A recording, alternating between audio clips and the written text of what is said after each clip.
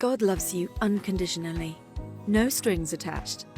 Maybe you've heard the gentle, loving voice of God, not like any human voice, something far more subtle that speaks directly to your soul, that says you are loved and seen.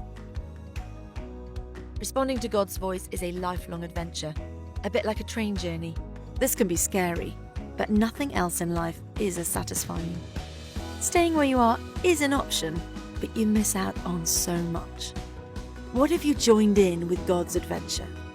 What if you started a journey not really sure what was going to happen or where you might end up next, with an open ticket for unlimited travel?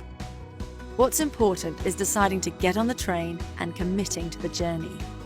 There might be specific moments in your life that stand out, like the day you first said yes to Jesus. That's like stepping on the train for the first time. Or maybe you're just thinking about starting the journey now, but it's also a daily commitment to keep traveling in good times and bad. But where does the train go? What does this journey involve?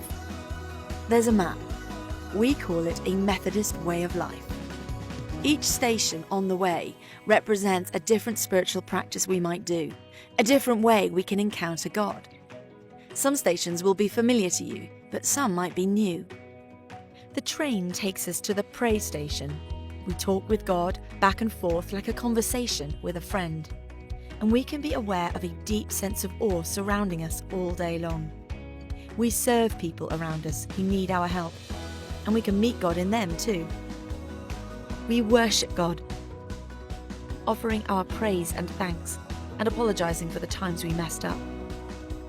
We can worship alone and with other people. Together, we receive forgiveness and mercy and become a supportive community. We notice God in the Bible and the world around us. God is findable, but not completely. We share our faith. We get to be God's partners in bringing love and restoration to the world. We challenge injustice. God is passionate about liberating people from whatever's oppressing them. We are open-hearted and minded, generous in giving and receiving hospitality, and we realize that God is like that too. We learn more about the journey of faith and grow and change to be more like Jesus. We care for each other and ourselves. Love for each other is at the center of this journey. We live in a way that draws others into the journey with Jesus, being transparent, warm, and ultimately being yourself. You be you. We do what we can to help the natural world flourish. God loves it all. And we tell others about what's happening to us on the journey. Your story matters. Most of us find it easier to meet God at some of the stations. We might have a home station. That can be a good thing, a recognition of our gifts and passions. It's good to grow these, but sometimes we become so comfortable there that we're not sure we want to explore the rest of the network. There might even be some stations we actively avoid. Perhaps we've had a bad experience before, or we're not confident we know what to do at the station. But travelling to new stations is an exciting way to get to know God better and to learn from other travellers. The good news is we don't travel alone. We can share our stories with God and with each other. As we journey, it's good to chat and reflect on our adventures and encounters, both good and bad. When you reflect, notice what you feel, what feels deep or true.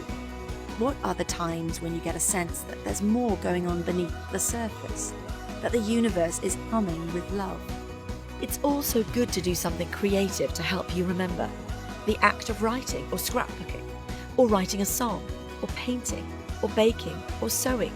Whatever it is, that's your thing. Like even getting a tattoo to remember big moments. Actions like these help us to make sense of what happened, and it's amazing how much we forget otherwise. All of this conversation and reflection can help you to recognize God at work in the world, which God is, but it's so easy to miss. How will you respond to God's love today?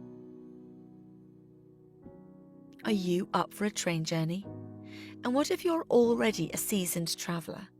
Are you up for visiting some new stations?